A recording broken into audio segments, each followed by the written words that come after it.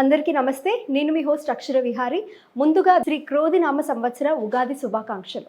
ఈ సంవత్సరం మనకి ఎటువంటి ఫలితాలు రాబోతున్నాయి, ఎటువంటి సమస్యలను ఎదుర్కోబోతున్నాం, వాటికి ఎటువంటి జాగ్రత్తలు తీసుకోవాలి అనే విషయాలను మనకి వివరించడానికి మేదిని జ్యోతిష్యులు GVNL ఆచార్యుల వారు మనతో పాటు ఈరోజు స్టూడియోలో ఉన్నారు. మరి గురుగారితో మాట్లాడి మరిన్ని ఉగాది ఫలితాల గురించి తెలుసుకుందాం. నమస్తే గురుగారు.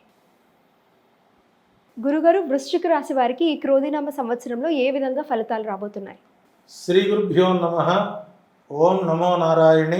వృశ్చిక రాశి ప్రేక్షకులకి ఉగాది శుభాకాంక్షలు, శుభాశిస్సులు.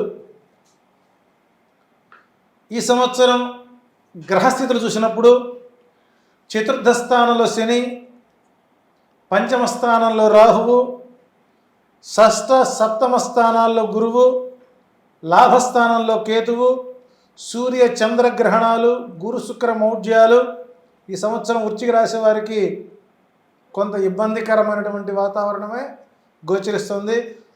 అయినప్పటికీ ఆదాయం 8, వ్యయం 14, రాజ్యపూజ్యం 4, అవమానం 5గా కొనసాగుతుంది. ఇక ఈ సంవత్సరం హైలైట్స్ చూసినట్లయితే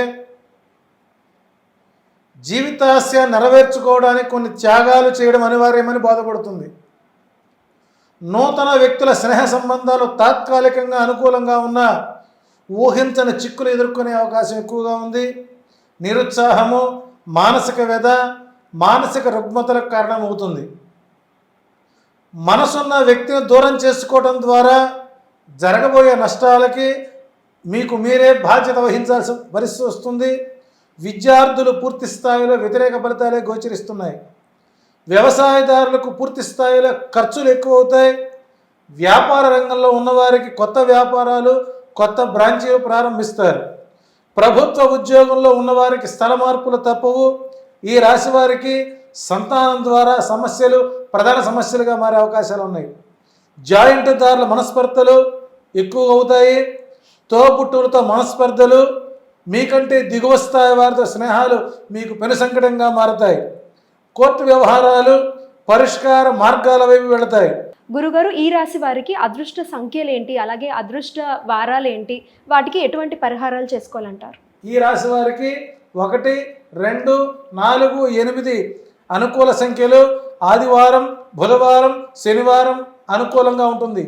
ఈ రాశి వారు ఏ రోజైనా ఒక బుధవారం నాడు 1 కేజీ పెసలు దానం చేస్తూ తరచుగా ఆలయాలు, క్షేత్ర దర్శనాలు చేసుకోవడం వల్ల ఈ సంవత్సరం భార్యాభర్తల మధ్య వచ్చేటువంటి ఒడిదుడుకుల్ని కొంతమేర తగ్గించుకునే అవకాశాలు ఉన్నాయి. ఏదేమైనప్పుడు కూడా వృశ్చిక రాశి వారికి ఈ సంవత్సరం అంత అనుకూల వాతావరణం కాదు. తగు జాగ్రత్త తీసుకోవాలని కోరుకుంటూ వృశ్చిక రాశి వారికి మరొకసారి ఉగాది శుభాకాంక్షలు, శుభాశిస్సులు అందిస్తూ ఉన్నాం.